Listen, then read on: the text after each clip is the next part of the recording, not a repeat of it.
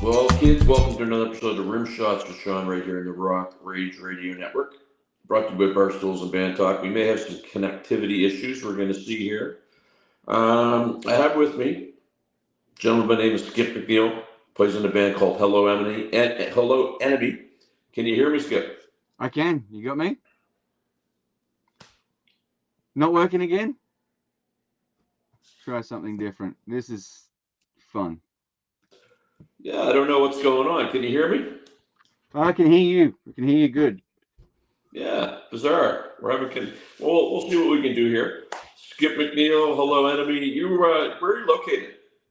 Adelaide in South Australia.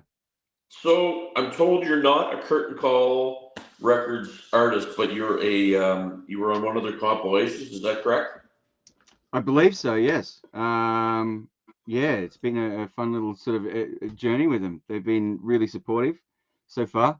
Helped us out a lot. Gave us a boost of confidence that we sort of really needed. It's yeah, they've been awesome.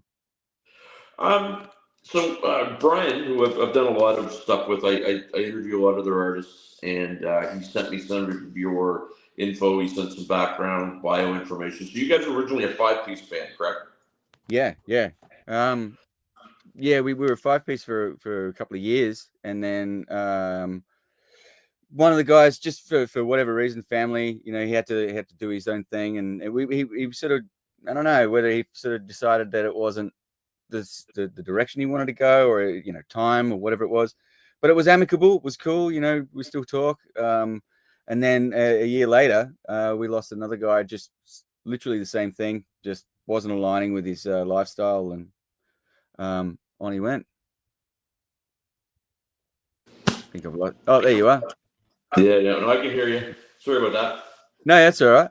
Yeah, so it was just a bit of an organic thing, and now we're a three-piece. It's actually really nice. It's really easy to get three people together as opposed to five people in any time of the day. It's like herding cats, in a band, and a lot of people understand that, I'm sure. But as a three-piece, it's really, really, really good. Just much easier for us to get together. The main songwriters are me and a bass player, so it's quite efficient, I guess, in a way. We're able to pump out a lot of different songs, and in the last couple of weeks we just wrote three new tracks that we're going to go and record in about a week and a half time. So yeah, we just got our heads down, our asses up. We're just trying to get on with it and make the best that we can. That's perfect. And as you may know, I mean, we're big on trios here in Canada. Less people to pay for starters. Yeah.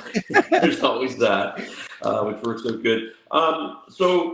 Forgive me if you don't like the reference, but what I heard a very Alice in Chainsy type sound. I don't know if that's what you guys are going for.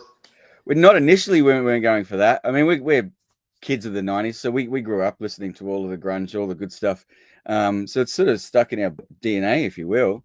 And so yeah, we didn't set out initially just to be exactly that, but I really love Alice in Chains, so I'll take that. It's definitely a compliment. I don't know whether it's the voice, the raspy little sort of voice thing that's going on, or if it's just the way that we write, but yeah, we'll take it. I like that. I think some of the vocal melodies I was hearing, because Alice in Chains, I mean, I like Soundgarden. I wasn't a huge grunge fan. I mean, I joke around that that era was the sound of the first stage of my music career dying because, in where I live in Halifax, Nova Scotia, it became a huge part of what was going on. But Alice in Chains for me was one of those bands that they played amazingly well.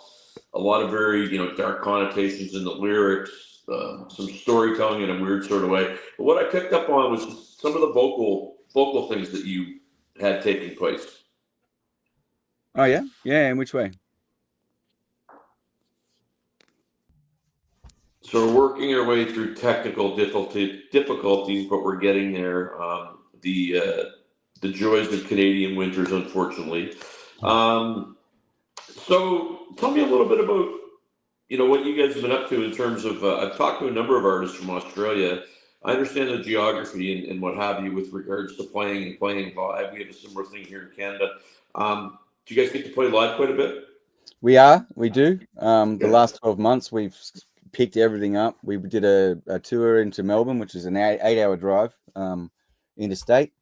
But we after we lost our last member, became a 3-piece. Getting to gigs is a lot easier, But that was always the plan that we'd had, was to just go in and go, all right, we've just got to. So just before our last technical difficulty, I was asking you guys, or you, Skip, playing live, and if you guys are doing it quite a bit.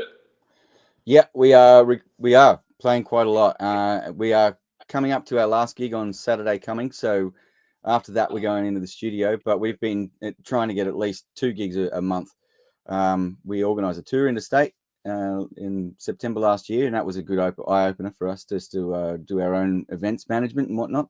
So we started a bit of a collective as well around town, where we're trying to get bands that are too heavy for rock but too soft for metal to sort of come and get together. And it turns out a lot of those bands are roughly around our age as well. So there's a good community in Adelaide that sort of support the scene as well, which is great.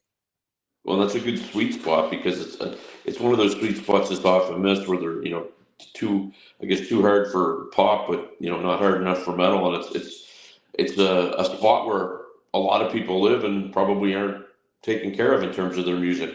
Well, definitely not in this city at the moment, but we're hoping to fill that gap and make something of it. So so far so good. Had a mini festival in January, that was great. Yeah, heaps of people showed up, so it was it's on the way up. We'll keep our touch wood, so we're going to maintain that. But as I said before, like to you outside of the recording, like so long as we can continuously write good songs, that's always been our main aim, is to just write as well as we can. And yeah, we're just enjoying the process in the meantime. You might get the reference. I had a conversation with Gary Angry Anderson from Rose Tattoo. Oh yeah. Super cool guy. They're getting ready to go and do, I think it's in June they're doing, or maybe it's in April, they're doing a show at the Whiskey a Go Go, and then they're playing the Monsters of Rock cruise. And we talked about Australian rock, and how people obviously will go to the AC/DCs of the world, but there's bands like Rose Tattoo, there's bands like Cold Chisel, there's bands that are renowned. We have some of them in Canada that they're massive in our country that the rest of the world doesn't know about. Would you consider your scene over there kind of almost untouched and untapped and unknown to the rest of the world? Oh, definitely. There are so many good bands here at the moment. It's at the point kind of you hear about back in the 80s on Sunset Strip. It was just so competitive. It's almost at that point that the oversaturation in a way. Everybody's got the ability to record at home, and so anybody can start a band and anybody can keep doing it. But it's we've always taken the look at it. How do I put it? It's not a competition to us. Like, why are people trying to be gatekeepers? We've got to sort of all help each other out, and there are a ridiculous amount of good bands, even just in this town, let alone every other city that's in the country. So, but you're right. I think that even rock music in general is probably overlooked a little bit in recent years, and hopefully that's going to switch and come back It would be again. nice, because there's this tendency now to kind of almost go back to the early '80s, where there's not real drums and there's not real bass, and it's processed. Yep. And Everything comes full circle, right? yeah, so it's I mean, unfortunately right now everybody knows this isn't new information, but to be an independent artist is super difficult. The majors make it harder and harder every day to kind of operate. The streaming services don't make it easy, and then there's things like touring, there's things like not being able to make any money. So the last thing that a musician needs, or musicians need, is to fight amongst themselves. We have to support each other, correct?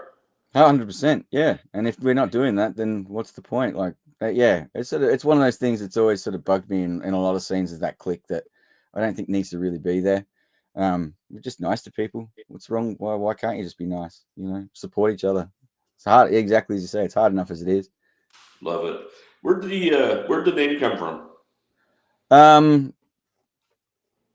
I can't remember, to be honest. It was a bit of a discussion. We're talking about different names. We threw like a whole bunch of stuff into ChatGPT just to try and figure things out. I was watching Lord of the Rings to find some obscure reference to figure out a name. And I think our bass player came up with the name Morning Enemy. Morning Enemy.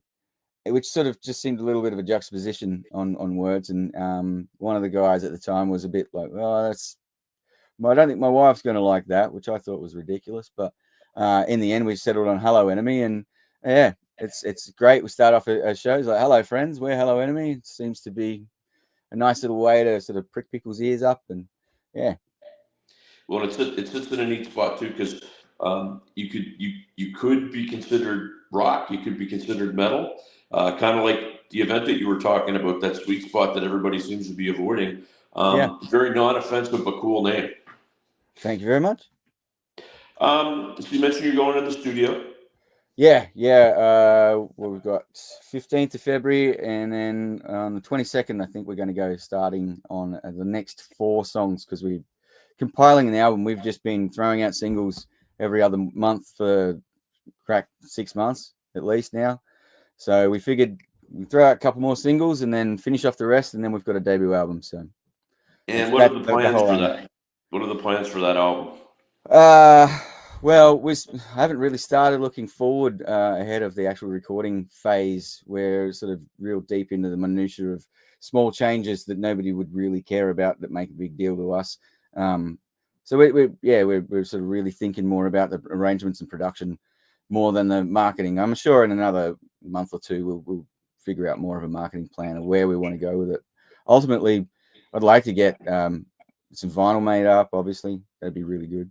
But if it does well, it does well. The process for us is more of the fun part, as opposed to the putting it out and whoa, the numbers are cool. And we've gone down that trap before where we're worried about the numbers. If we're not getting numbers, then what's the point of doing this? But we've slowly sort of switched now that the writing process is so much more fun of getting a riff on a phone, recording the one random Saturday afternoon, and then the following week you've got Great. So thanks once again to Canadian winners. We've had a little bit of a challenge, but that's fine.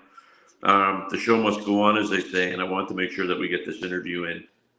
As we were saying, technical difficulties, but we're going to power through this. Where can my viewers, my listeners, everybody that follows what I'm doing, find out about you guys?